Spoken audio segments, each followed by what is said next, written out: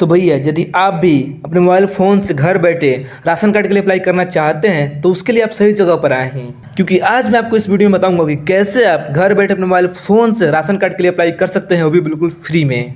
Video को बस अंत तक देखिए क्योंकि यह वीडियो पे काम की है। तो कैसे हैं आप लोग? मेरा नाम एमडी मुस्तफ़ा, आप देख रहे हैं कागज पत्र ऑनलाइन हिंदी में। तो चलिए शुरू करते हैं। सबसे पहले क्रोम ब्राउजर ओपन करके फिर गूगल में जाकर सर्च कीजिए EPDS बिहार। यहाँ देख सकते हैं आप, यह जो लिंक दिख रहा है आपको इसी लिंक पर क्लिक करना है और उसके बाद एक न्यू वेबसाइट खुलेगा। यह वेबसाइट स्पेशली खाद्य एवं उपभोक्ता संरक्षण विभाग, जो कि बिहार सरकार का एक डिपार्टमेंट है, उसको डेडिकेट किया गया है। उसके बाद में आपको अगर आप अप्लाई करना चाहते हैं ऑनलाइन राशन कार्ड का शॉर्ट फॉर्म में RC, तो उसके लिए यहाँ पर क्लिक कीजिए। ये जो लिंक दिख रहा है आपको इसी लिंक पर क्लिक कर देना है, ठीक है ना। तो मैंने क्लिक कर दिया।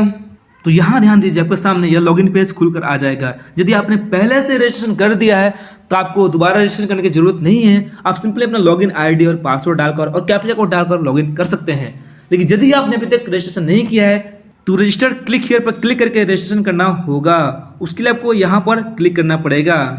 लेकिन ध्यान दीजिए, यदि आप भी उनमें से हो जिनको बस डायरेक्ट लिंक चाहिए, उस लिंक को क्लिक करके वो इस पेज पर आ सकते हैं, तो कोई दिक्कत नहीं भाई। आपके लिए भी मैं वीडियो बनाता हूँ ना, आपके लिए स्पेशली डिस्क्रिप्शन बॉक्स में जाइए, वहाँ पर लिंक दिया हूँ मैं, उस लिंक को क्लिक कीजिए और फिर उस लिंक को क्लिक करने के बाद में आप इस पेज पर आ सकते हैं। भाई आपको यदि समझ में नहीं आता कि कहाँ पे क्या सर्च करना है, कहाँ पे क्या क्लिक करना है, तो कोई दिक्कत नहीं भाई, आप डायरेक्ट लिंक को क्लिक कीजिए ना, डिस्क्रिप्शन बॉक्स में दिया गया है, उस लिंक को क्लिक करने के बाद में आप यहाँ पर आ सकते हैं, राइट। तो फिलहाल भाई मैं भी रजिस्ट्रेशन नहीं किया हूँ, इसलिए मुझे भी फर्स्ट टाइम रजिस्ट्रेशन करना पड़ेगा। तो उसके लिए मैं भी यहाँ टू रजिस्टर पर क्लिक कर दिया। तो अब आपके सामने JBA ऑनलाइन RC पोर्टल का यह एक नया फॉर्म खुल जाएगा। JBA का फुल फॉर्म है जन वितरण अन्न। अब आप सबसे पहले यहाँ एप्लीकेंट यानी आवेदक का नाम, आवेदक उसको बोलते हैं जिसके नाम पर आप अप्लाई करना चाहते हैं राशन कार्ड। ध्यान दीजिए, आप देखिए कि आपकी फैमिली में यानी कि आपके परिवार में सबसे बड़ा कौन सदस्य है, मतलब आपका गार्जियन कौन है। यदि आपकी बड़ी माँ है तो आप बड़ी माँ के नाम पर रजिस्ट्रेशन कर सकते हैं। यदि आपकी फैमिली में यदि आपका सेपरेट फैमिली है, आपके जो माँ बाप हैं तो वहीं आपके घर के गार्जियन है, तो आप या तो माँ के नाम से कर सकते हैं या फिर आप पिता के नाम से रजिस्ट्रेशन कर सकते हैं। तो जो भी हो, कुल मिलाकर बात यह हुआ कि आपको अपने फैमिली में जो सबसे बड़ा आदमी है, जो सबसे गार्जियन है, उसी के नाम पर रजिस्ट्रेशन करना है। उसके बाद फिर आप उस फैमिली में जितने भी सदस्य हैं उनके नाम ऐड कर सकते हैं। तो आवेदक का नाम इंटर करने के लिए आप ऊपर इंग्लिश में नाम टाइप कीजिए और फिर स्पेस बार दबाइए, तब उसका नाम हिंदी में कन्वर्ट हो जाता है ऑटोमेटिकली। लेकिन चूंकि मैं यह वीडियो शूट कर रहा हूँ अपने मोबाइल फ़ोन से, इसीलिए यह हिंदी में नाम कन्वर्ट नहीं हो रहा है, इसलिए मुझे हिंदी में नाम लिखना पड़ेगा मैन्युअली अपने कीबोर्ड से। लेकिन यदि आप लैपटॉप से ऑनलाइन फॉर्म भर रहे हैं तो प्रोसेस सेम है। वहाँ पर आप सिर्फ स्पेस बार दबाइए, इंग्लिश में नाम लिखने के बाद में हिंदी में नाम उसका ऑटोमेटिक कन्वर्ट हो जाता है। तो मैंने सिंपली अपना फ़ॉन्ट चेंज करके यहाँ पर हिंदी में नाम लिख दिया है। आप भी कर सकते हैं। यदि आपको पता नहीं है कि कैसे हिंदी में नाम चेंज करते हैं तो आप सिंपली कमेंट कीजिए मुझे, मैं उसके लिए एक अलग वीडियो बना दूंगा, फिर लिंक दे दूंगा डिस्क्रिप्शन बॉक्स में। उसके बाद यदि आवेदक का ईमेल ID है तो आवेदक का ईमेल ID टाइप कीजिए। यदि आवेदक का ईमेल ID नहीं है तो आपकी फैमिली में किसी का भी ईमेल ID है उसका ईमेल ID दे सकते हैं। ध्यान दीजिए, आप आधार कार्ड निकाल लीजिए आवेदक का, और आधार कार्ड में जिस तरह नाम लिखा गया है आपको उसी तरह नाम लिखना है। इसमें कोई भी गलती हो तो फिर यह एक्सेप्ट नहीं करेगा, रजिस्ट्रेशन आपका नहीं हो पाएगा, क्योंकि सारा का सारा इन्फॉर्मेशन आधार कार्ड से मैच करता है ऑनलाइन ही। उसके बाद गेट OTP पर क्लिक कीजिए। अब आपको यहाँ पर 6 डिजिट का OTP दर्ज करना पड़ेगा। जिस मोबाइल नंबर को मैंने दिया था उसी मोबाइल नंबर पर OTP आ जाता है। तो मैंने यहाँ पर OTP दर्ज कर दिया और नीचे कैप्चा कोड दर्ज करना है। कैप्चा कोड में जिस तरह लिखा गया आपको उसी तरह लिखना है। बड़ा लेटर को बड़ा में, छोटा लेटर को छोटा में लिखना है और उसके बाद में वैलिडेट OTP पर क्लिक कीजिए। उसके बाद में इस तरह का फॉर्म आता है। इसमें आपको एप्लीकेंट का आधार नंबर टाइप करना है।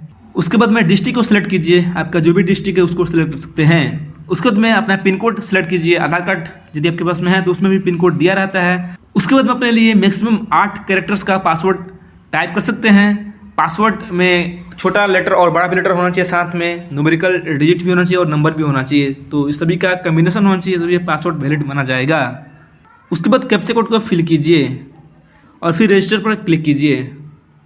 तो आप देख सकते हैं कि रजिस्ट्रेशन सक्सेसफुली हो चुका है। आपका लॉगिन ID ये है और इसको बोला नोट करने के लिए तो मैं नोट कर लेता हूँ अपना लॉगिन ID। आपके मैसेज पर भी आ जाता है लॉगिन ID।